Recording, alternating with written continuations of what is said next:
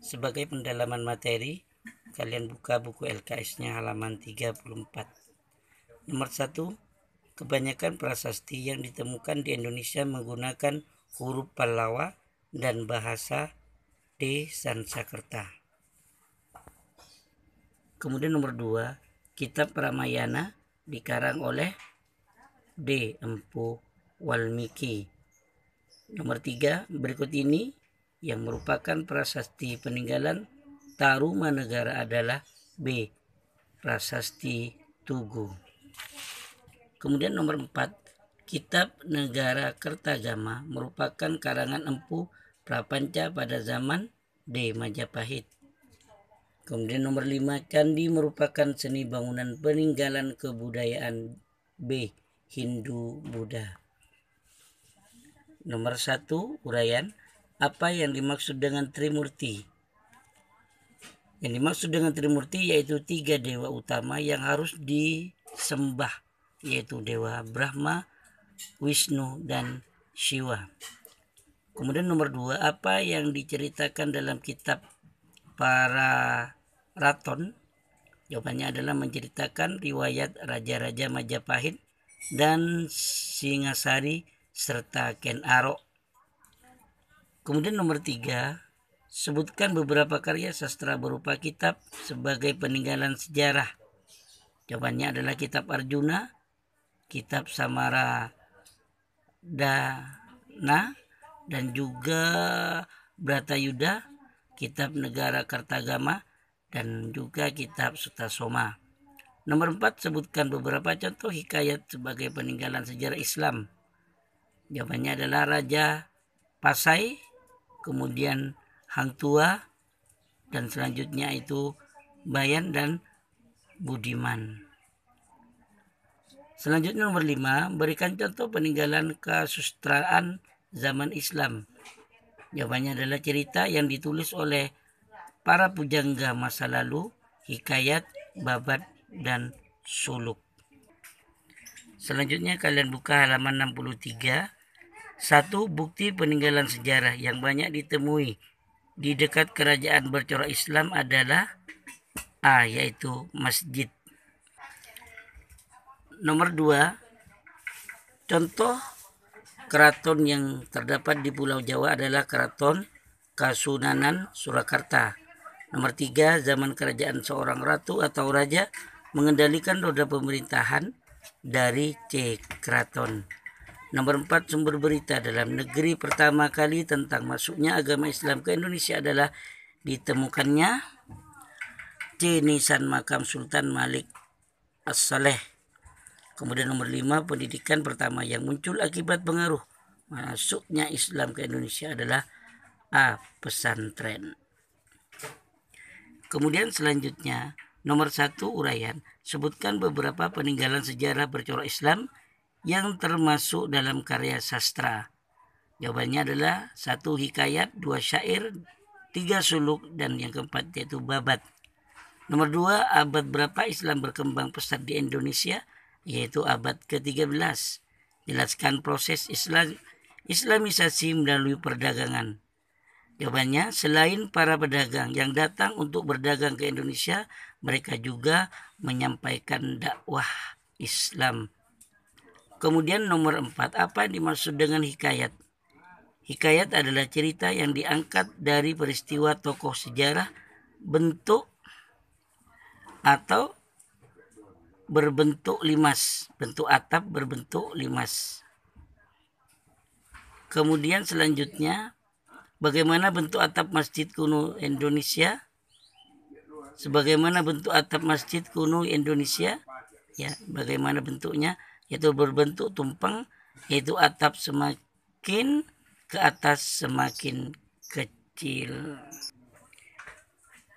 Selanjutnya kalian buka halaman 90. Nomor 1, Muhammad Husni Tamrin adalah tokoh pahlawan yang lahir di Batavia pada zaman penjajahan. Nama Batavia digunakan untuk menyebutkan kota C. Jakarta.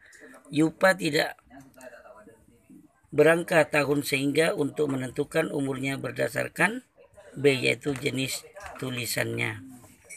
Selanjutnya nomor 3, prasasti Canggal. Memberi informasi tentang kerajaan. Jawabannya adalah Tarumanegara. Nomor 4, suluk Surakarsa. Berisi cerita tentang B. Seseorang pencari ilmu untuk kesempurnaan. Kemudian nomor 5, berikut ini yang bukan ciri-ciri masjid kuno adalah C. Dilengkapi dengan menara. Selanjutnya soal uraian, apa yang dimaksud dengan candi dalam dan berikan satu contohnya. Candi adalah bentuk peninggalan sejarah kerajaan besar zaman Hindu-Buddha. Contohnya adalah Candi Borobudur. Nomor 2, apa informasi yang didapat dari prasasti Tugu?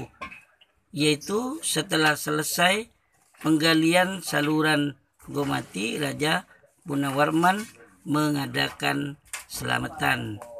Nomor 3, sebutkan fungsi yupa.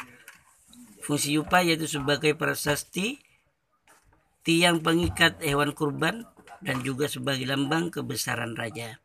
Nomor 4, apa yang kamu ketahui tentang kalender Jawa? Kalender Jawa itu kalender yang diciptakan Sultan Agung tahun 1043 sampai 1643 Masehi. Perpaduan kalender Saka dan kalender Islam. Nomor 5, apa pengertian babat sebagai bagian dari karya sastra Islam, dan berikan pula contohnya. Jawabannya adalah kisah rekaan pujangga keraton sering dianggap sebagai peristiwa sejarah. Contoh babat tanah Jawi dan babat tanah Cirebon. Kemudian selanjutnya kalian buka LKS-nya, yaitu halaman 105. Nomor 1, berikut ini yang termasuk dalam sumber sejarah berupa benda atau alat adalah B, yaitu artefak. Nomor 2, Istana Raja Gua merupakan peninggalan bangunan keraton yang bercorak Islam di B, Sulawesi. Nomor 3, peninggalan sejarah masa Islam yang didirikan oleh Wali Songo adalah A, Masjid Agung Demak. Nomor 4, karya sastra Islam berupa prosa maupun puisi yang berasal tentang ajaran Islam tasawuf disebut dengan B, suluk. Nomor 5, berikut ini merupakan peninggalan sejarah Hindu-Buddha adalah B, prasasti. Soal uraian, informasi apakah yang bisa kita dapatkan dari peninggalan sejarah berupa prasasti? Jawabannya adalah informasi tentang silsilah para raja, perjanjian antar kerajaan, dan hukum dan agama yang dianut kerajaan. Kemudian nomor 2, bagaimana karakteristik candi-candi di Jawa Timur? Candi Hindu bentuknya cenderung langsing, berfungsi sebagai pemakaman atau pemujaan. Nomor 3, jelaskan karakteristik candi-candi Jawa Tengah. Candi di Jawa Tengah, candi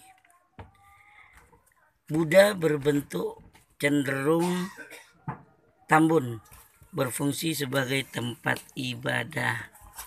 Nomor 4, sebutkan peninggalan sejarah Islam yang berupa istana atau keraton. Jawabannya adalah Istana Maimun, Yogyakarta, dan Banten. Kemudian nomor 5, jelaskan pengertian dari prasasti. Prasasti adalah itu yang ditulis di atas batu logam, berisi berupa kehidupan atau peristiwa penting. Nah, anak-anakku, inilah pendalaman materi IPS untuk persiapan ujian akhir semester nanti. Sampai di sini dulu. Pak Guru akhiri dengan ucapan alhamdulillahirrabbilalamin. Wallahul muwaffiq ila aqwamit thoriq. Wassalamualaikum warahmatullahi wabarakatuh.